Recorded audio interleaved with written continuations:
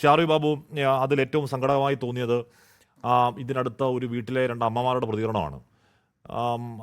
അവരുടെ വീട്ടിലേക്ക് ഇരച്ചെത്തുന്ന 3 പേർ ദാഹിച്ച് വെള്ളം ചോദിച്ചു വരുന്നു, വെള്ളം കൊടുക്കുന്നു, ബനിയൻ ഊരാൻ പറഞ്ഞ് ഊരുമ്പോഴേക്കും പുറത്തെ ത്വക്ക് മുഴുവൻ ഇളകിപ്പോകുന്ന സങ്കടകരമായ കാഴ്ച, തലയിലെ മുടി മൊത്തം കരിഞ്ഞു പോകുന്ന സങ്കടമായത്, ദേഹമാസകലം ചോര ഒലിച്ചു വന്ന് വെള്ളം ചോദിച്ച 2 പേരുടെ പ്രതികരണം കൊണ്ട് അത് കേട്ടിരിക്കാൻ പറ്റില്ല. ആ വേദനയിൽ നമുക്ക് പഴയ ഗുരുവചനം കരി വേണ്ട, കരിമരുന്ന് വേണ്ട എന്നൊക്കെ പറയാം. പക്ഷേ അത് പ്രാക്ടിക്കലെന്ന് അങ്ങേക്കും അറിയാം, എനിക്കും അറിയാം. ചെയ്യേണ്ടത് ഇനിയെങ്കിലും നമ്മൾ പുറ്റിങ്ങലിൽ നമ്മളിത് പറഞ്ഞതാണ്, ത്രാങ്ങാലിൽ നമ്മളിത് പറഞ്ഞതാണ്, അതിനു മുമ്പ് കാസർഗോഡ് നമ്മളിത് പറഞ്ഞതാണ്. പക്ഷേ ഇനിയെങ്കിലും അപകടരഹിതമായി ഇതെങ്ങനെ നടത്താൻ പറ്റും? ഇപ്പോൾ CN രാമേന്ദ്രൻ നായർ കമ്മീഷൻ പഠിച്ച് റിപ്പോർട്ട് വെക്കാൻ പോകുന്നു.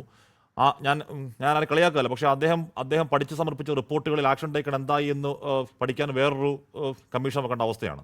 നടക്കുമെന്ന് കരുതാമോ ഷാറു ബാബു?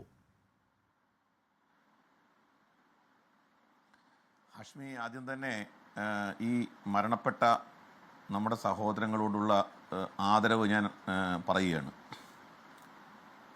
നമുക്കൊന്നും സഹിക്കാൻ പറ്റാത്ത രീതിയിലുള്ള ഒരു ദുരന്തം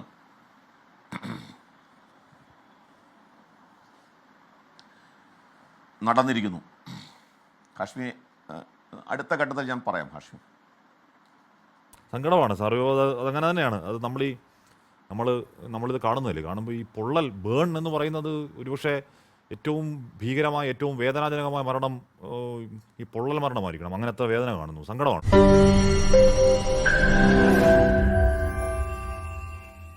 ലോകത്തെവിടെയായാലും ഏത് സമയത്തും 24 വാർത്തകളും ഓഗ്മെന്റഡ് റിയാലിറ്റി പാക്കേജുകളും എക്സ്പ്ലെയിനറുകളും വിശദമായി കാണാൻ ഞങ്ങളുടെ YouTube ചാനൽ നിങ്ങൾക്ക് സബ്സ്ക്രൈബ് ചെയ്യാം.